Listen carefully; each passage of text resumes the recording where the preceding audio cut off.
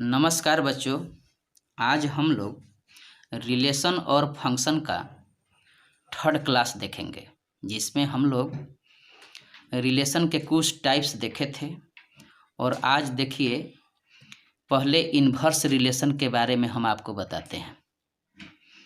तो inverse relation में समझिए थोड़ा। यदि मान लीजिए कि ए और बी दो नॉन एम्प्टी सेट है। नॉन एम्प्टी सेट का मतलब होता है अरिक्त समुच्चय, जिसमें कुछ न कुछ एलिमेंट होना चाहिए। अरिक्त समुच्चय इसको कहते हैं, जिसमें कुछ न कुछ एलिमेंट होना चाहिए। तो ए और बी दो नॉन एम्प्टी सेट है। आर जो है ए से बी पर एक रिलेशन है, तो आर के कॉरेस्पॉन्डिंग बी से ए पर एक रिलेशन होता है, जो एक आपका इन्वर्स रिलेशन कहलाता है। ए से बी में अगर रिलेशन दिया हुआ है कोई, तो बी से ए में जो रिलेशन आप लिखिएगा वह आपका इन्वर्स रिलेशन कहलाएगा। इसे आर इन्वर्स, आर पर पावर यह -1 है, द्वारा जो है आप डिनोट करते हैं, डिनोट किया जाता है। अब थोड़ा सा इसमें समझिए। जैसे मान लीजिए कि आर इन्वर्स का कॉरेस्पॉन्डिंग मतलब संगत, कॉरेस्पॉन्डिंग कोई सबसेट जो है, सबसेट बी क्रॉस ए आप लिखते हैं। यह वाई एक्स के रूप में है। इस प्रकार है कि एक्स वाई जो है आपका बिलोंग्स करता है किससे? आर से। देखिए यहाँ उलट गया। आप इसको ऐसे भी कह सकते थे कि वाई आर इन्वर्स एक्स का जो मान होगा वह कैसे होगा? तो एक्स आर वाई के रूप में होगा। एक एग्जाम्पल से समझिए थोड़ा सा। मान लीजिए कि ए बराबर हम कोई मान ले लेते हैं। ए बी आपका कोई सेट है, ए बी सी मान लेते हैं। बी बराबर भी एक सेट मान लीजिए, 1 और 2 दिया हुआ है। तब आप इससे आर जब निकालिएगा तो ए क्रॉस बी का कार्टेशियन प्रोडक्ट आपको निकालना होगा। तो आप क्या लिखिएगा? A1 A2 B1 B2, इसके बाद में C1 C2। ये आपका जो है आर का मान हो जाता। तो आर इन्वर्स जब निकालिएगा तो इसका मान हो जाएगा आपका 1A। देखिए यह उलट गया, यह एक्स वाई था तो अब आपका वाई एक्स के रूप में हो गया। ए इसको उलट देना है तो इसको क्या कहेंगे? 2A कहेंगे। इसको क्या कहेंगे? 1B लिखेंगे। इसको 2B लिखेंगे। इसको 1C लिख देंगे या इसको 2C लिख देंगे। तो आर कोई रिलेशन रहेगा तो उसका इन्वर्स जो है उसी एलिमेंट को क्या करना है, इसमें आपको उलट देना है। ऐसे निकालने आपको आ जाएगा। इसका अर्थ हुआ कि इन्वर्स रिलेशन में डोमेन और रेंज जो होता है ना, उसका स्थान जो है आपस में कहिए कि बदल जाता है, इंटरचेंज हो जाता है। कह सकते हैं कि इन्वर्स फंक्शन में, इन्वर्स रिलेशन में डोमेन तथा रेंज परस्पर बदल जाते हैं, परस्पर बदल जाते हैं। तो कोई भी रिलेशन दिया हुआ हो उसका जो है आप इन्वर्स निकाल सकते हैं। अगर आर बराबर कोई रिलेशन दिया हुआ हो, मान लीजिए यहाँ 2 3 है, 3 4 है, यहाँ पर 5 6 है, मान लीजिए कि एक रिलेशन दिया हुआ है। तो आर इन्वर्स निकालने के लिए होगा तो हम लोग क्या कहेंगे इसका? देखिए 3 2 कह देंगे, 4 3 कह देंगे, ये 6 5 हो जाएगा। इन दोनों अंकों को आपस में क्या करना है? उलट देना है। फिर से समझ लीजिए, ए और बी आपका जो है दो नॉन एम्प्टी सेट हो, जिसमें आर जो है ए से बी पर एक रिलेशन है। तो आर के ही कॉरेस्पॉन्डिंग बी से ए पर जो रिलेशन होगा उसको क्या कहेंगे? इन्वर्स रिलेशन कहेंगे, जिसको कि आर इन्वर्स से हम लोग डिनोट करेंगे।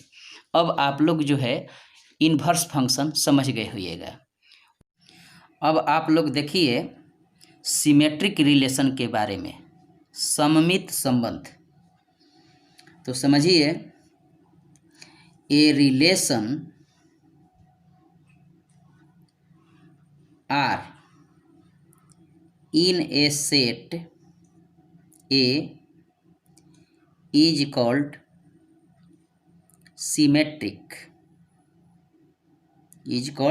symmetric if a1 a2 मान लीजिए कि एलिमेंट है किसका, आर का, it's implies date a2 a1 भी अगर आपका एलिमेंट हो जाए आर का, जबकि आपका a1 a2 जो है वह एलिमेंट है ए का, तो ऐसे रिलेशन को हम लोग क्या कहेंगे, सिमेट्रिक रिलेशन कहेंगे।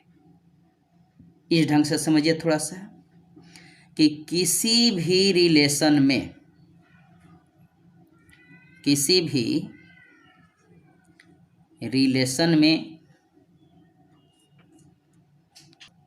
देखिए, किसी भी रिलेशन में ऑर्डर्ड पेयर दिया हुआ है, ऑर्डर्ड पेयर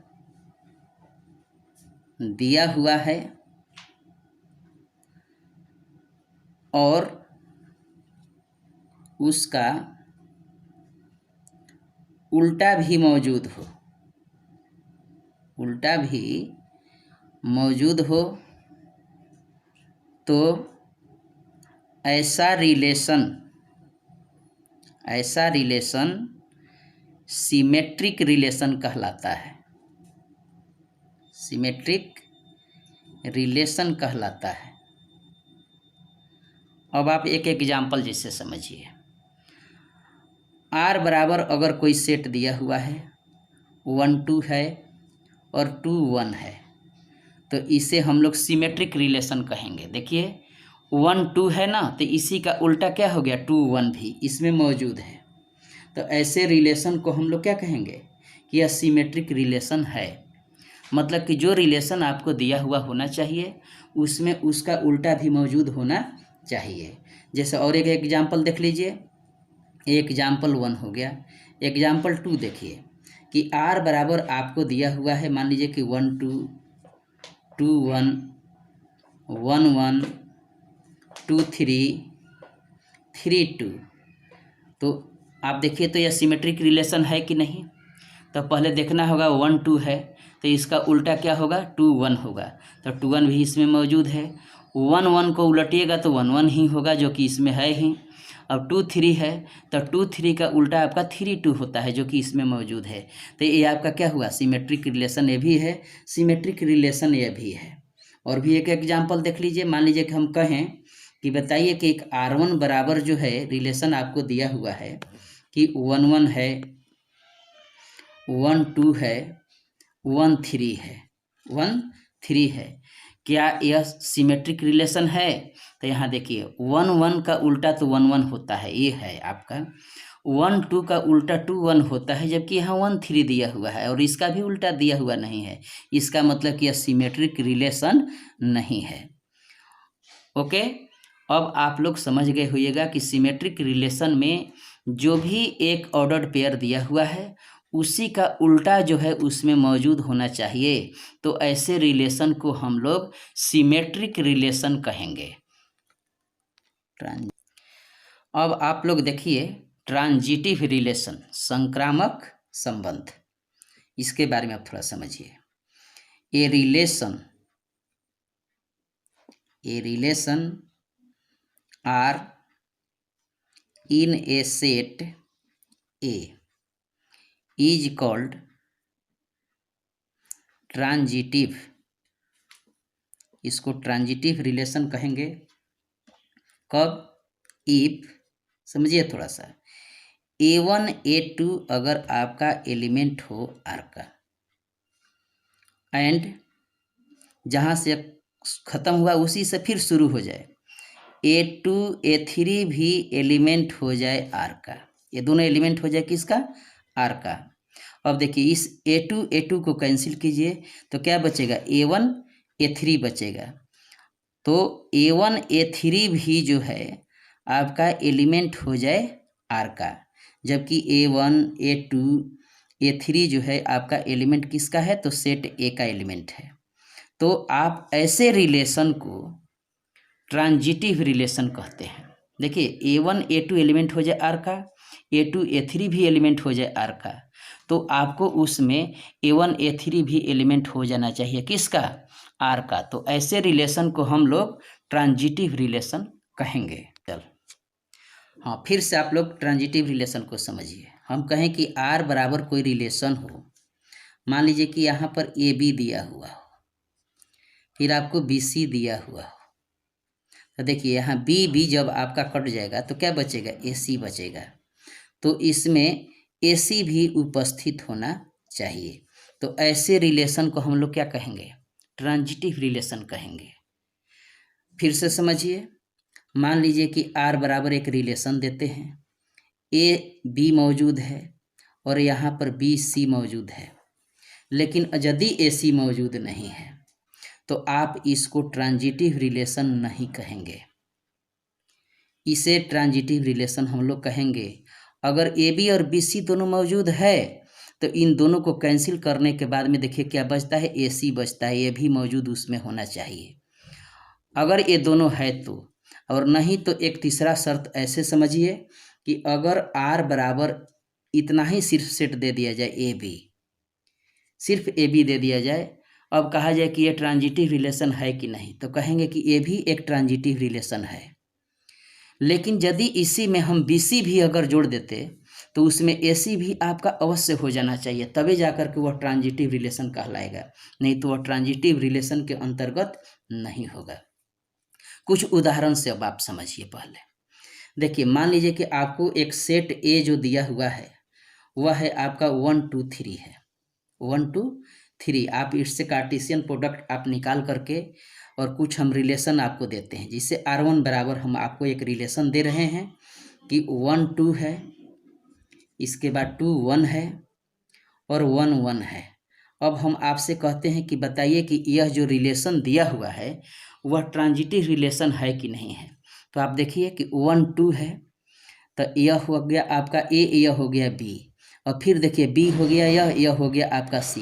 तो ये B आपका कट गया तो 1 1 यहाँ पर है कि नहीं है, तो है, इसलिए यह ट्रांजिटिव रिलेशन है। और एक एग्जाम्पल समझिए कि मान लीजिए कि R2 बराबर एक रिलेशन हम आपको देते हैं कि 1 2 यहाँ दिया हुआ है, 1 2 दिया हुआ है, यहाँ 2 3 दिया हुआ है। तो अगला टर्म देखिए क्या आना चाहिए, 2 2 कट जाएगा तो 1 3 आना चाहिए। अगर यहाँ 1 3 हम दे देते हैं तो हम लोग कहेंगे कि ये भी एक ट्रांजिटिव रिलेशन है। अब आप लोग जो है आप समझ गए होइएगा कि ट्रांजिटिव रिलेशन किसको कहते हैं। सिमेट्रिक के बारे में भी आप लोग समझ गए। सिमेट्रिक फिर से आप लोग एक बार वीडियो देख लीजिएगा। इसके बाद आप रिफ्लेक्सिव पर भी हम वीडियो बना दिए हैं, उसको भी आप पहले समझ लीजिए। तीनों यदि रिलेशन आप समझ गए हैं तो आपको इक्विवेलेंस रिलेशन अब समझना आसान है। कारण है कि इक्विवेलेंस रिलेशन उस रिलेशन को कहते हैं जो रिफ्लेक्सिव हो, उसको रिफ्लेक्सिव होना चाहिए, उसको सिमेट्रिक भी होना चाहिए और ट्रांजिटिव भी होना चाहिए। अगर यह तीनों रिलेशन किसी रिलेशन में दिया हुआ है, तीनों रिलेशन मौजूद है, तो वैसे रिलेशन को हम लोग इक्विवेलेंस रिलेशन कहते हैं। मतलब कि इक्विवेलेंस रिलेशन चेक करने के लिए आपको देखना होगा कि आपका जो दिया गया रिलेशन जो है वह रिफ्लेक्सिव है, सिमेट्रिक है, ट्रांजिटिव, तीनों है कि नहीं है। अगर तीनों में से एक भी नहीं हुआ तो वैसे रिलेशन को हम लोग इक्विवेलेंस रिलेशन नहीं कहेंगे। और देखिए, रिफ्लेक्सिव, सिमेट्रिक और ट्रांजिटिव तीनों वीडियो को आप एक एक करके पहले देख लीजिए और उसको समझिएगा खूब बढ़िया से, तब जा करके आप इक्विवेलेंस रिलेशन का क्वेश्चन जो है आसानी पूर्वक बना सकते हैं। कुछ क्वेश्चन देखिए हम आप लोगों को देते हैं। अब आप लोग इक्विवेलेंस रिलेशन, रिफ्लेक्सिव, सिमेट्रिक और ट्रांजिटिव रिलेशन पर कुछ क्वेश्चन देखिए जो कि आपको मैं दिया हूँ, प्रैक्टिस कर कीजिए। फर्स्ट क्वेश्चन देखिए, सेट ए बराबर 1 2 3 पर रिलेशन आर बराबर दिया हुआ है 1 1 2 2 3 3 है। आपको बताना है कि यह रिफ्लेक्सिव होगा, सिमेट्रिक होगा, ट्रांजिटिव होगा कि ऑल होगा। इस क्वेश्चन का जवाब आप लोग जो है कमेंट बॉक्स में दीजिएगा अपने मोबाइल से, तब हम आपको इसका आंसर बताएंगे। दूसरा क्वेश्चन पर आइए। पहले देखिए, सेट ए बराबर आपको दिया हुआ है 1 2 3 पर रिलेशन आर बराबर 1 1 2 2 3 3 1 2 2 1 है। अब बताना है आपको कि यह रिफ्लेक्सिव होगा, सिमेट्रिक होगा कि ए और बी दोनों होगा कि नॉन होगा। समझिए थोड़ा सा। रिफ्लेक्सिव में आपको हम बताए थे कि सेट ए पर जब है तो इसका प्रत्येक का इमेज उसमें उपस्थित होना चाहिए। तो 1 का देखिए 1 इमेज उपस्थित है, 2 है तो 2 का भी इमेज उपस्थित है, 3 है तो 3 का भी इमेज इसमें उपस्थित है। ये तीनों उपस्थित है। और हम कहे थे कि उसके अलावे भी आपका कोई भी चीज़ उपस्थित तो उससे आपको मतलब नहीं है, मतलब कि यह आपका रिफ्लेक्सिव है। तो रिफ्लेक्सिव तो ये हो गया। अब आप सिमेट्रिक के चेक कीजिए। तो इसमें हम कहे थे कि अगर ए बी है तो बी ए भी होना चाहिए, ए बी है तो बी ए भी होना चाहिए। तो 1 1 है तो इसका भी उल्टा 1 1 मौजूद है, 2 2 है तो 2 2 का भी उल्टा मौजूद है, 3 3 है तो 3 3 का भी उल्टा मौजूद है, और 1 2 है तो इसका उल्टा देखिए 2 1 भी मौजूद है। इसका मतलब कि यह सिमेट्रिक भी है। तो ये इसका आंसर क्या होगा? ए और बी दोनों हो जाएगा। अगला क्वेश्चन देखिए, दिया हुआ है कि सेट ए बराबर 1 2 3 पर रिलेशन जो है 1 1 2 2 3 3 1 2 जो है यह कैसा रिलेशन है? रिफ्लेक्सिव है, सिमेट्रिक है, ट्रांजिटिव है कि इक्विवेलेंस है? तो देखिए, पहले रिफ्लेक्सिव में हम क्या कहते हैं कि इन तीनों का जो होना चाहिए आपको प्रत्येक का इमेज उपस्थित होना चाहिए। तो 1 का इमेज 1 है, 2 का इमेज 2 मौजूद है, 3 का इमेज 3 मौजूद है और 1 2 भी है। ये तो आपका उपस्थित हो भी सकता है और नहीं भी हो सकता है। तो यह इतना मौजूद है ना, इसका मतलब कि यह आपका क्या है? रिफ्लेक्सिव है। ये भी हो गया आंसर। नेक्स्ट क्वेश्चन देखिए, सेट ए बराबर 1 2 3 पर रिलेशन आर बराबर 2 2 3 3 2 3 3 2 3 1 2 1 है। तो आर है रिफ्लेक्सिव, सिमेट्रिक, इक्विवेलेंस की ट्रांजिटिव है। रिफ्लेक्सिव में प्रत्येक का आपका इमेज उसमें उपस्थित होना चाहिए। तो 1 का देखिए 1 1 जो है इसमें कहीं उपस्थित नहीं है, इसका मतलब कि यह रिफ्लेक्सिव आपका नहीं है। सिमेट्रिक में कहे थे कि जो आपका एलिमेंट दिया हुआ है, पेयर दिया हुआ है, उसका भी उल्टा उसमें उपस्थित होना चाहिए। तो 2 2 का 2 2 इसमें है, 3 3 का 3 3 इसमें है, 2 3 है तो 3 2 भी है। देखिए 3 1 है तो इसका 1 3 कहीं नज़र नहीं आ रहा है, नहीं है। 2 1 है तो 1 2 भी नहीं है, इसका मतलब कि यह सिमेट्रिक नहीं है, क्योंकि इन दोनों का उल्टा इसमें मौजूद नहीं है। और हम कहे थे कि रिफ्लेक्सिव सिमेट्रिक में से कोई भी एक नहीं हुआ ट्रांजिटिव में से, तो इक्विवेलेंस रिलेशन भी वह नहीं हो सकता है। इक्विवेलेंस तो तभी होता है जब यह तीनों हो जाता है। तो इक्विवेलेंस भी नहीं हुआ, बच गया आपका ट्रांजिटिव। तो आप ट्रांजिटिव देख लीजिए कि कैसे है। मान लीजिए कि 2 3 है तो ए या बी, इसको मान लीजिए बी से शुरुआत यह है तो बी हो गया, यह सी हो गया, और 3 3 कटेगा तो 2 2 बचना चाहिए। तो 2 2 इसमें देखिए उपलब्ध है, इसका मतलब कि यह ट्रांजिटिव है। अगला क्वेश्चन देख लीजिए, थोड़ा सा 2 क्वेश्चन है। अगर नंबर ऑफ ए जो है 3 है, नंबर ऑफ बी 2 है, तो number of A cross B क्या होगा? अगर ए सेट में अगर आपका 1 2 3 मान दिया हुआ है और बी सेट में 3 4 दिया हुआ है, ऐसे मान लीजिए कि मान दिया हुआ है, तो ए क्रॉस बी निकालिएगा तो आपको पेयर सेट जो निकलेंगे वह 3 गुने 2 बराबर कितना निकलेगा? 6 निकलेगा। इसका पेयर सेट निकाल करके देख सकते हैं। तो पेयर जो है निकालिएगा तो आप 6 निकालिएगा, तो इसका आंसर क्या होगा? 6 हो जाएगा। इस क्वेश्चन पर देखिए, सेट ए बराबर 1 2 3 पर रिलेशन आर बराबर 1 1 2 2 3 3 1 2 2 3 कैसा रिलेशन है? अब देखिए आप 1 1 दिया हुआ है यहाँ पर, इसका मतलब 1 का इमेज जो है इसी में उपलब्ध हो गया, 2 का इमेज इसमें उपलब्ध हो गया, 3 का भी इसमें इमेज उपस्थित हो गया, तीनों इमेज उपस्थित है। इसके अलावा कुछ भी दिया हुआ हो वह एक्स्ट्रा दे सकता है, मतलब कि यह रिफ्लेक्सिव रखता है। अब ट्रांजिटिव, सिमेट्रिक, इक्विवेलेंस, चूँकि एक ही टिक मारना है तो यह तो होगा नहीं। आप चेक कर सकते हैं सिमेट्रिक के लिए। देखिए हम कहते हैं कि उसका उल्टा भी उसमें उपस्थित होना चाहिए, तो 1 2 का उल्टा 2 1 होता है, जो कि इसमें नहीं है। इक्विवेलेंस तो होगा नहीं, क्योंकि यह जो है सिमेट्रिक हुआ नहीं, तो इक्विवेलेंस तो होगा नहीं। ट्रांजिटिव में देख लीजिए 1 1 से शुरुआत है तो अगला 1 से ही होना चाहिए। तो मान लीजिए कि यह 1 से है, तो ये 1 1 जब गायब कीजिएगा तो अगला 1 2 होना चाहिए। अब जबकि 1 2 तो यहीं पर नहीं न ले सकते हैं, तो दूसरा लेकर के देखिए 2 2 है तो अगला 2 से यह है, 2 2 है तो 2 3 है। देखिए 2 2 है तो 2 3 है, तो 2 2 कटेगा आपका, तो आपका क्या बचेगा, 2 3 बचेगा। तो 2 3 वह 2 ही सेट हो जाता है। तो चूंकि इसलिए नहीं होगा, तीसरा होना चाहिए था। देखिए हम क्या कहते हैं कि ए बी होना चाहिए, तो बी सी होना चाहिए और ए सी भी होना चाहिए। 3 सेट ऐसे होना चाहिए था, जो कि आपको 2 ही सेट सिर्फ यह दे रहा है, तीसरा तो दे ही नहीं रहा है। इसलिए यह जो है आपका ट्रांजिटिव ही नहीं है। तो फिर से समझिए कि 1 का इमेज 1 1 दिया हुआ है, 2 का इमेज 2 2 दिया हुआ है, 3 का 3 3 दिया हुआ है, और बाकी कुछ भी दिया हुआ हो वह रिफ्लेक्सिव रिलेशन होगा। इस ढंग से आपको हम कुछ क्वेश्चन और देंगे, जिसको आप लोग को स्वयं ट्राई करना है। इसके फर्स्ट क्वेश्चन का जवाब आप लोग जो है हमको जल्द से जल्द भेजिएगा। ओके, धन्यवाद।